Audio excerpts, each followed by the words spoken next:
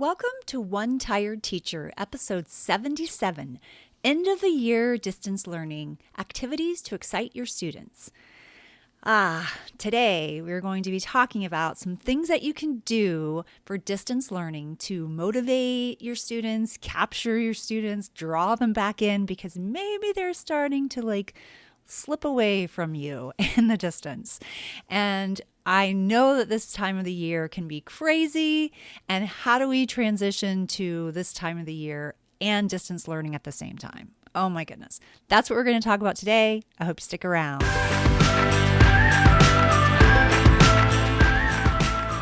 Welcome to One Tired Teacher. And even though she may need a nap, this teacher is ready to wake up and speak her truth about the trials and treasures of teaching. Here she is, wide awake. Wait, she's not asleep right now, is she? She is awake, right? Okay. From Trina Debery Teaching and Learning, your host, Trina Debery. Hey, so it's the end of the year. Oh my goodness gracious. I can't even believe that we're almost to the end of the year. We just have such a short amount of time left.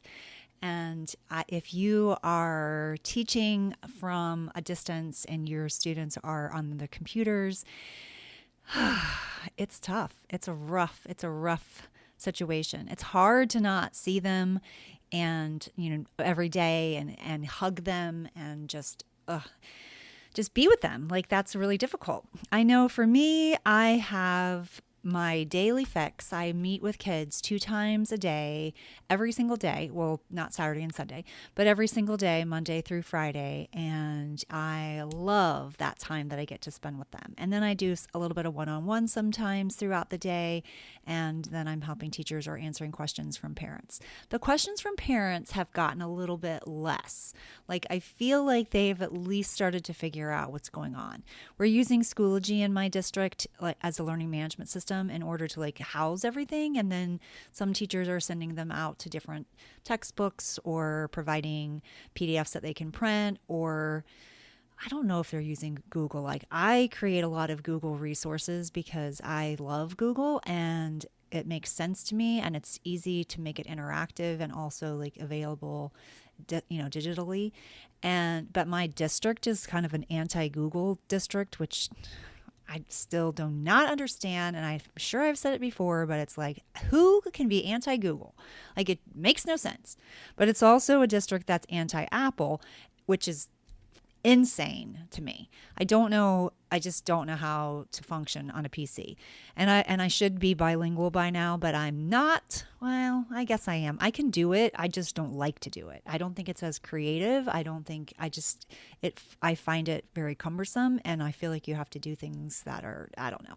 But whatever. It doesn't matter because you can use Google on any type of computer. That's the beauty of Google. And I love that it can be collaborative. That's really exciting in my opinion. And I love that you can create things and send them out to teachers and they can use them with their students.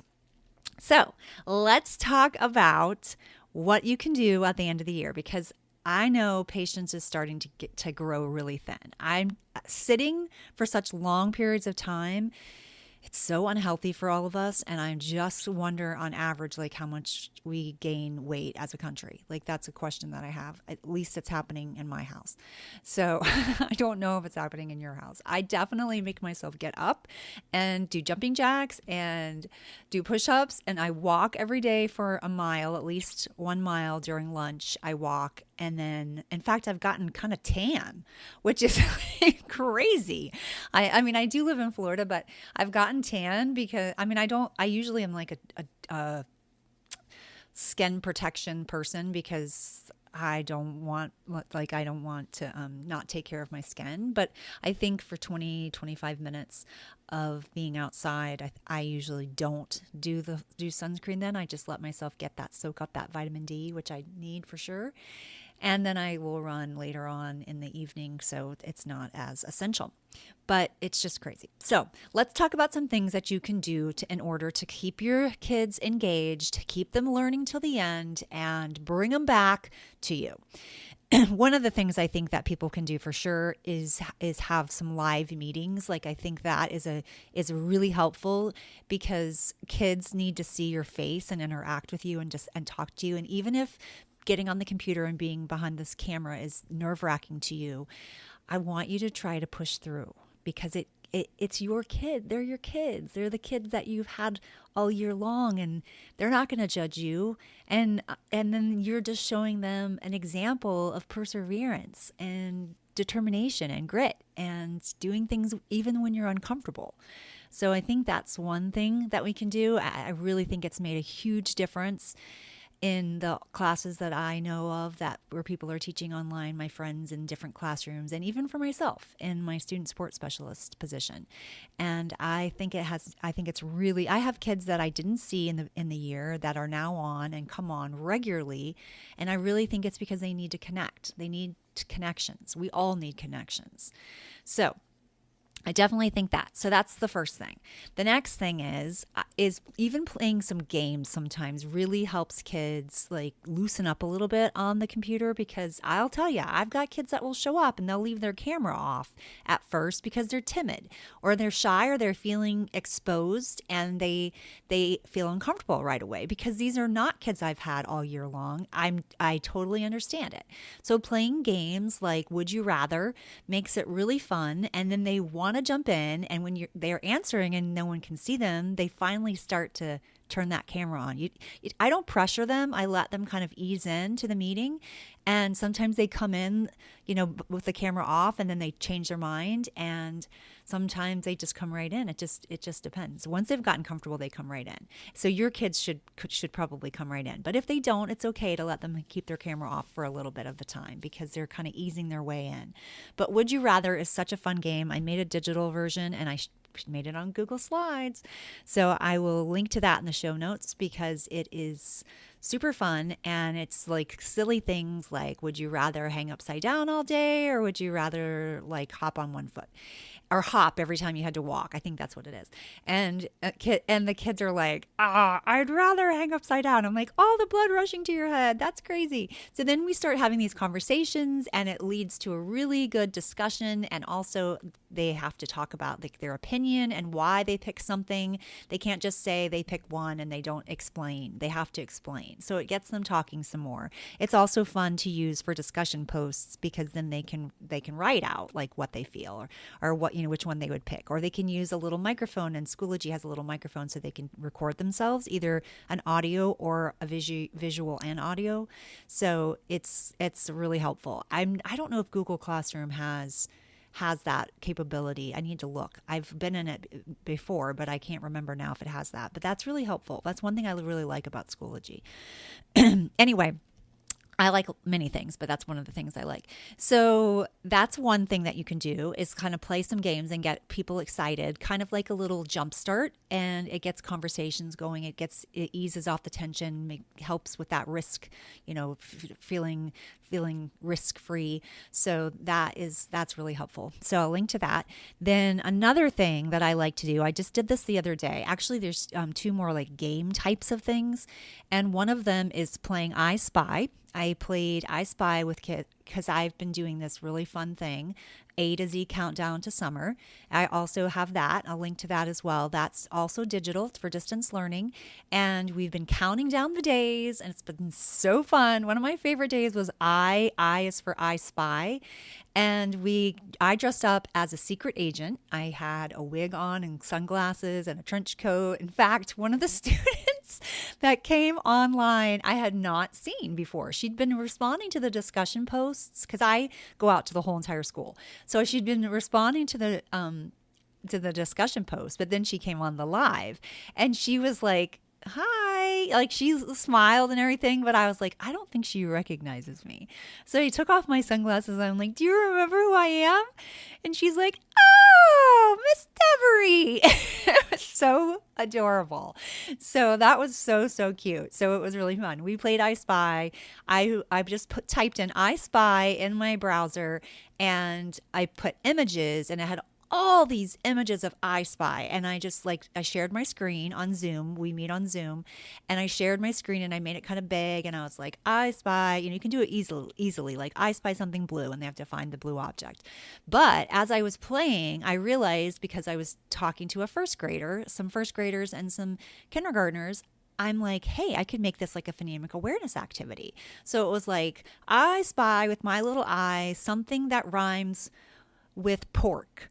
And in this case, it was a fork. And I'm like, but starts with f.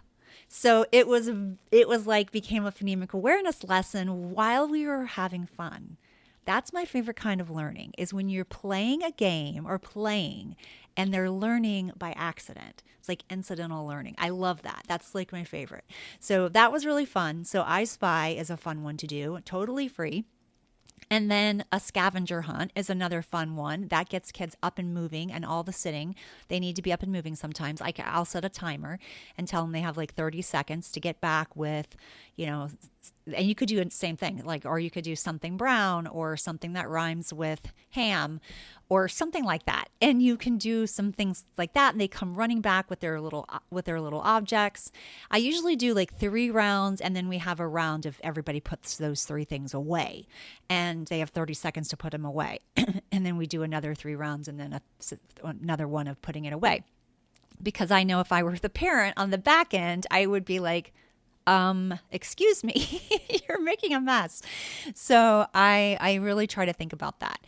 And I've done that with one of my students that I see regularly, and I think he's adorable. I love him. I did spend time with him this year, and so we did have a relationship before this happened, but it's gotten so much better as we've done this together. And I got a gift card for Teacher Appreciation Day to Amazon from them. And I was like, when I left like the classroom, the actual classroom, I was like 2015, I think, maybe 2016. Anyway, I can't remember now.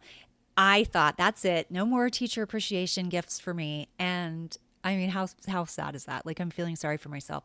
And I got one. I was like, oh my goodness. I was really excited. Which, speaking of, that was last week. So happy Teacher Appreciation to you. And thank you for all you do, because you do a lot of amazing things. So thank you. So let's see. Okay, so scavenger hunt, the I Spy, would you rather? Those are some game types of things. And then I talked a little bit about the A to Z countdown, which is super fun. Like, I created it in order to have like a editable template, so you could write whatever you wanted in there. And then I gave one that I explained, like, because I like to have a discussion post, because I want them to do some writing or thinking like that, or at least using the audio.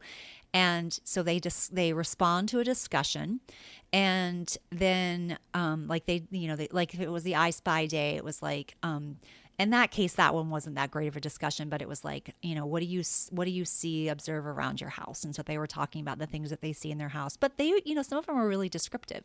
And then it is a chance to practice, adjectives and descriptive words and language and things like that. So that wasn't a terrible one, but one was K was for kindness, and it was K as for kindness day. And so in the discussion, they had to talk about an act of kindness that they had either, passed along or that they had received themselves. And then that was a really cool one. They wrote some really good things. And then for the live, when they came, we talked about it like on the live, and then I read a story.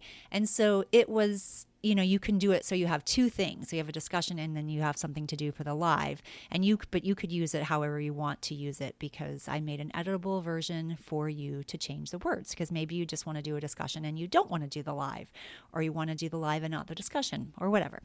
So hopefully that will be useful. If you're already past the letter in the alphabet, like you can't even start at A, like maybe you're already on M or something, then you could do a couple things during the day and to catch up, or you do however you want. And the other thing that I have that I think might be fun to do at the end of the year was I usually in my second grade classroom, I did an end of the year week-long theme. And the first time I ever did it was a camp theme, which I wrote with my friend Alexis Sergi, who is Math Mojo on TPT. and she and I did a camp theme, and I did it in my classroom that year. This was a long time ago, it feels like. It was awesome. It was so fun. We had activities for every single subject, and we did all kinds of cool stuff. I even put I did a fire in my classroom, not a real fire, but like a pretend fire, and we had the desks all around it because we were cleaning up and it was all different.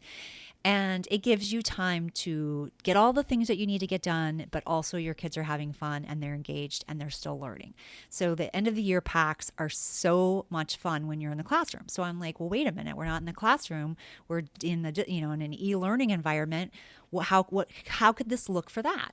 So I began to convert my end of the year packets. I've done surfing into summer, so that one is already converted and ready for distance learning. And it has like a reader's theater script, and it has all these different activities for reading and writing, and then science and social studies. And it doesn't require a lot of materials. There are a few materials that you need for some of the science work, but it's like simple things. Like one thing I left pretty open-ended, which was like making a boat. It was a boat challenge and a canoe boat challenge. And so they had to create using different materials in their house to create a boat that would float for at least 3 minutes. And then you put some pennies on and do some things like that. So it's interactive in that way, and it's hands-on in that way, and it's not just all on the screen, which I think is important. And like the Reader's Theater, people might wonder, how would you do Reader's Theater? And I would do it in a Zoom call, because I, again, love Zoom. You could do it in Teams or Schoology conferencing or whatever you use to do your lives, but Zoom. And then I would display the script, and kids we'd pick out parts, and then you could even for them to practice, you could put them in chat rooms, and they could work on it with some partners. I think that would be fun. And then you would have like a reading and all together on Zoom. I think that would be so fun. I think that would be really, really cool. I'd love to hear how this goes too. I think I'm going to do it this week with my kiddos. It'll be fun. So that would be one thing. And then there's some math activities. One of my favorite ones in there is called Race Across the Ocean. And so in order for it to be a game to play with others. Now, they could play it with their parents or their family or, people that are in their house. But I also think that if you shared the link with multiple students, like the same link for just that one activity, which I show you how to do in the directions, then you could share that game board with, let's say, 3 to 4 students. So they would all be on that board at the same time. And so then they would be able to play the game with 4 people at one time. So they would be like collaborating in this e-learning environment. I thought that was so much fun. I think that would be so much fun. So give it a try and see how it goes. And I'm working on converting the camp one. That's my next one. I did the surfing into summer first because I had a specific request for that. So I tried to get it out as soon as I could. It takes a little while. I'm like halfway finished with the camp one, so that should be out soon. And then I'll go from there. If I run out of time, then, I run out of time, but I'm doing the best I can. So those are just some activities and things that you can do in order to continue learning through the end and also have some fun because, it's been a crazy year. So it's important to also have some fun. I hope that helps as the weeks round down and come to an end. And I really hope that you felt appreciated during Teacher Appreciation Week. We did like a week celebration, so that was cool. We've got signs in our yard, and I have a gated community, so my principal had a really hard time getting into my neighborhood. I finally had to give him the code because I'm like, I'm being left out. So I didn't say that, but I do feel like that sometimes. Like I can be kind of a baby in that way, but he persevered and he got through, so that was exciting. So I'm telling you, this One Tired Teacher is ready for a long summer's snooze. How about you? Until next time, sweet dreams and sleep tight.